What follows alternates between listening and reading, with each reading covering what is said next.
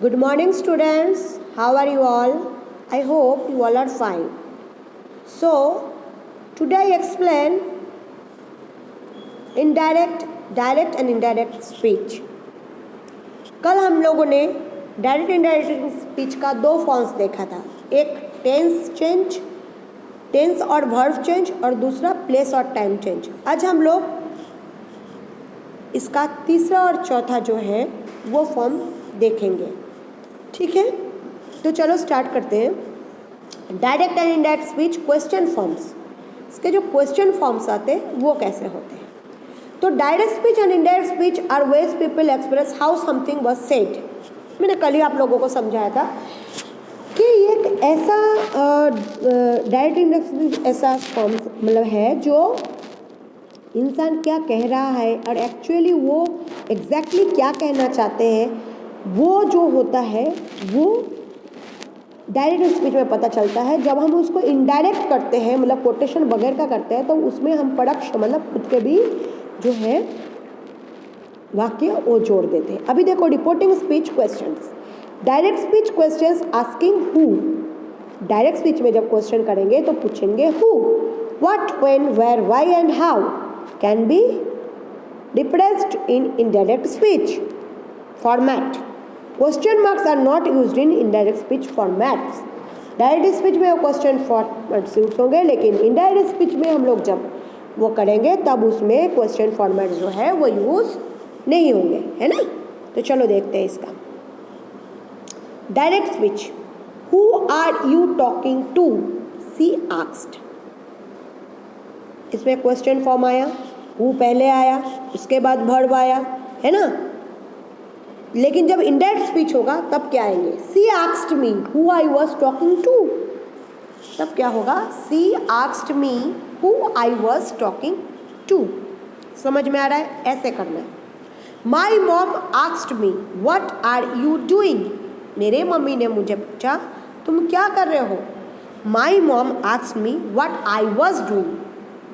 माई mom, जब हम इसको इनडायरेक्ट करेंगे, माई मॉम आस्क्ड मी, मेरे मम्मी ने मुझे पूछा कि मैं क्या कर रहा हूँ या क्या कर रही हूँ, है ना। व्हाट आई वाज डूइंग, तब जो है इसमें क्वेश्चन मार्क नहीं होंगे।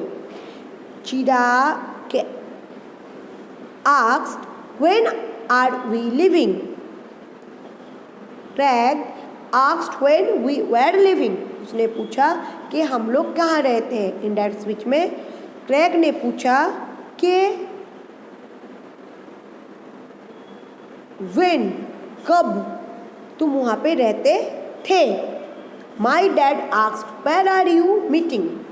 मेरे डैडी ने पूछा कि तुम्हारा मीटिंग कहाँ है। My dad asked where we are meeting. मेरे डैडी ने ये पूछा कि हमारा मीटिंग जो है वो कहाँ पे है।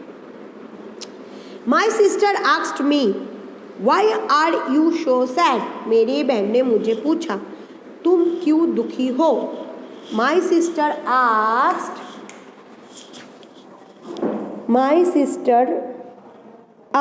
मी, मेरी बहन ने मुझे पूछा वाई, क्यों, आई वॉज सो सैड, क्यों मैं बहुत दुखी हूँ।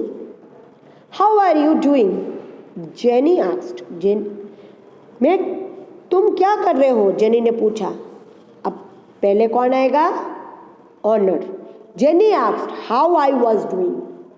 जेनी ने पूछा कि मैं क्या कर रही हूँ। तो बच्चों देखना, यहाँ पे जहाँ पे आर हुआ है वहाँ पे वॉज हो रहा है, क्योंकि इज आर के बदले, क्योंकि हम जानते हैं, कल भी मैंने सिखाया था कि चाहे कितने भी इनडायरेक्ट डायरेक्ट का फॉर्म्स क्यों ना हो, हमेशा जो डायरेक्ट स्पीच है वो प्रेजेंट में होगा, लेकिन जब हम उसको इनडायरेक्ट स्पीच करेंगे यानी प्रत्यक्ष से परोक्ष करेंगे तो वो पास्ट टेंस में ही होगा, क्योंकि हम वो थोड़ी देर में बात कर रहे हैं उसके बारे में। इसीलिए इसका नाम एक रिपोर्टेड स्पीच भी है, कल मैंने सिखाया था ना। और डायरेक्ट स्पीच को क्वाटेड स्पीच क्यों कहते हैं, क्योंकि डायरेक्ट स्पीच जो एग्जैक्टली बात वो कहते हैं उसके ऊपर कोटेशन होते हैं, उस वाक्य से उस वाक्य जहाँ तक उन्होंने कहा है वहाँ तक कोटेशन रहता है, तो वो इसीलिए जो है वो डायरेक्ट स्पीच कहते हैं और इनडायरेक्ट स्पीच को रिपोर्टेड स्पीच कहते हैं और इनडायरेक्ट स्पीच कहते हैं, क्योंकि वो कोई भी चीज़ हम जाके बाद में बात कर रहे हैं, इसीलिए ऑलवेज पास्ट। रेडी, चलो। Reporting speech yes no questions, direct speech questions asking for yes or no answers can be replaced in indirect speech format. Yes or no questions are reformatted by using if the format of indirect speech is ask plus if plus clause। कैसे use होते हैं देखो, जब ये format याद रखना, yes question use होंगे, लेकिन जब इसमें यूज होगा तो फॉर्मेट की इनडायरेक्ट स्पीच में होगा आस्क, उसके बाद इफ, उसके बाद क्लॉज। डायरेक्ट स्पीच में he asked do you speak English, उसने मुझे पूछा क्या तुम इंग्लिश बोल सकते हो। इनडायरेक्ट स्पीच में he asked if I spoke English, उसने मुझे पूछा क्या मैं इंग्लिश बोल सकता हूँ या सकती हूँ। My mom asked me are you hungry, मेरे मम्मी ने मुझे पूछा क्या तुम भूखी हो। My mom asked me if I was hungry, तो हमेशा किसका इस्तेमाल मैं कर रही हूँ, इफ। क्योंकि इफ से भी हम लोग क्वेश्चन पूछते हैं, लेकिन यहाँ पे जो है इफ बीच में रहेगा। Sally asked can you ride a bike, Sally ने मुझे पूछा क्या मुझे बाइक राइड करने दोगे। Sally asked if I could I ride a bike, Sally ने मुझे पूछा क्या मैं उसे बाइक राइड करने दे सकती हूँ। John asked it is raining, John asked if it was raining, John ने पूछा क्या बारिश हो रही है। John asked if it was raining, John ने मुझे पूछा था क्या बारिश हो रही थी। वॉज आ गया बेटा, ध्यान रखना। अब देखो direct and indirect speech reporting words. अब आप लोगों को मुझे जो बात करनी है ये बाद में मैं समझाती हूँ, मुझे बीच में बोलना पड़ रहा है। कल मैंने आप लोगों को इतना समझाया कि जब कंटिन्यूअस टेंस हो तो हैज़ बीन सिंगुलर पर्सन में, हैव बीन प्लूरल पर्सन में, और जब वो पास्ट में चले जाते तो हैड बीन का इस्तेमाल होता है। हैज़ होगा तो भी हैड बीन। पहले मैंने ये कोटेशन भी बोर्ड पे आप लोगों को लिखवा दिया था, तो आप लोग क्यों फॉलो नहीं करते हो। आपके बुक्स में देखो, ये मैं शायद आप लोग को डायरेक्ट इनडायरेक्ट स्पीच ये चौथी बार सिखा रही हूँ, क्योंकि आप लोग अभी भी गलत कर रहे हो। तो आप लोगों को एग्जैक्टली प्रॉब्लम क्या हो रहा है वो मुझे बताओ, पर्सनल मैसेज करो। मैंने बार बार बोला कि जब कंटिन्यूअस टेंस आएंगे, चाहे वो हैज़ हो कि हैव हो, जब वो तो आप लोगों को हैड नहीं समझ में आ रहा है। फ्यूचर टेंस आपको पता चल रहा है कि वो अभी जाने वाला है, तो उसमें या कुछ लेने वाला है, तो उसमें विल का वुड हो जाएगा।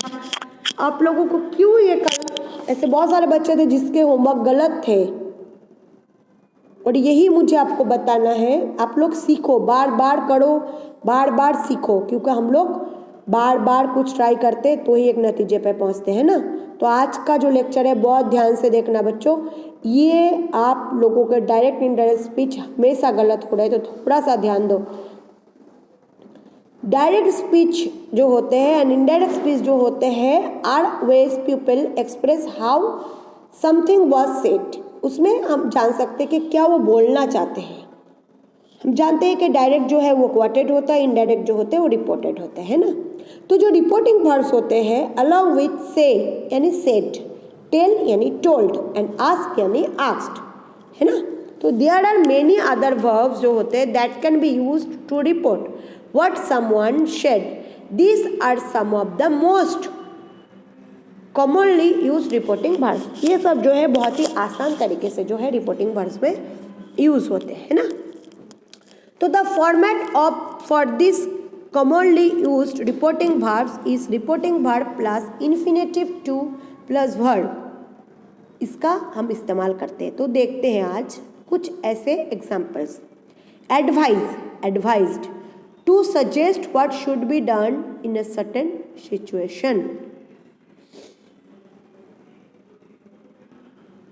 begged to ask or state in a serious or disparate wife for, advised to suggest what should be done in certain situation. अब लोग का भी बताया मैंने.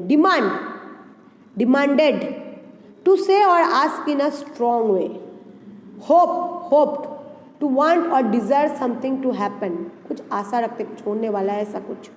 offered to say you are willing to do so something, मतलब आपको कुछ चीज़ भी ऑफर कर रहे हैं कुछ लेने के लिए. इसका मीनिंग भी दिया गया है साइड में. इसको घबराना मत. ये जो आपको बोल्ड अक्षर में लिखा हुआ है, जो बोल्ड वर्ड्स है वो ईडी, मतलब जो वर्ब मैंने अभी कहा कुछ चेंज होते हैं उसमें, रिपोर्टेड स्पीच में क्या होता है, और ये साइड में जो है उसके मीनिंग लिखे हैं. ठीक है.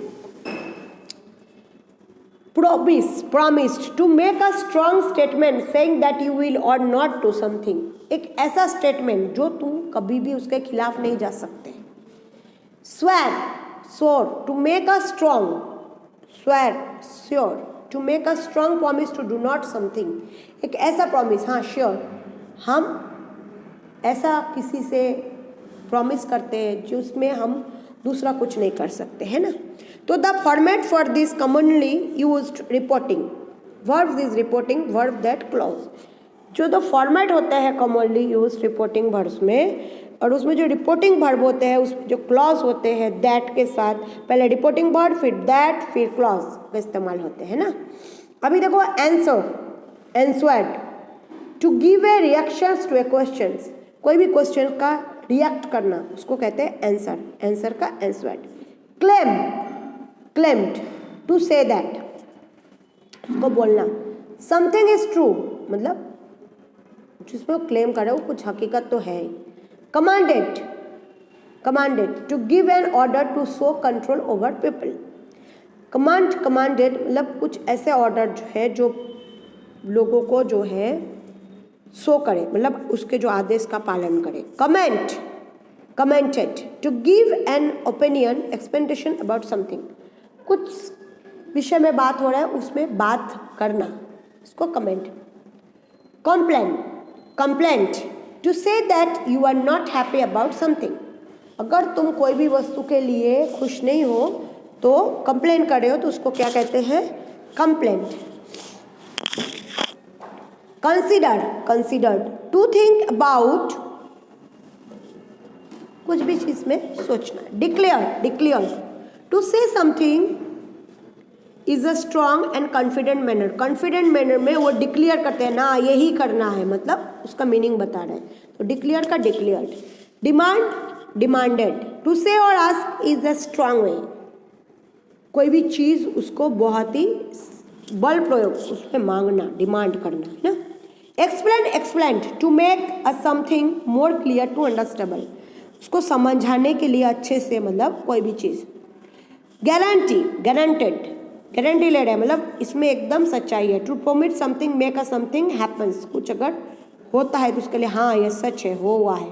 प्रपोज्ड टू सजेस्टेड, जो सजेस्ट करते हैं वो. अबे रिपीट यानी रिपीटेड. टू से और डू अगेन, मतलब कोई भी चीज़ बार बार करना. Replied to answer a question और स्टेटमेंट, कोई भी क्वेश्चन का आंसर देना वाक्य का. Reported to tell about something you have seen और डन, अगर तुमने कुछ किया है और कुछ देखा है उसके बारे में बताना. Reported. Stated to express something with words, कुछ ऐसे वाक्य जो आप कहना चाहते हो. Suggested to give an idea और advice for people to think about, ऐसा कुछ उपदेश या आदेश जो लोगों के बारे में उसके बारे में सोचे वो. थ्रेटन हम जानते ही है, किसी को धमकी देना. टू से अब that you will harm to do something bad to someone, मतलब अगर कुछ कोई तुम्हारी बात नहीं मान रहे, कुछ भी मतलब तुम्हारी बातों के खिलाफ जा रहा है तो तुम उसको कुछ नुकसान पहुंचा सकते हो, ऐसा कुछ. Warn to tell someone about a danger और a bad thing that might happen, ऐसा कोई चीज़ वार्न करना उसको, मतलब बार बार उसको चेतावनी देना.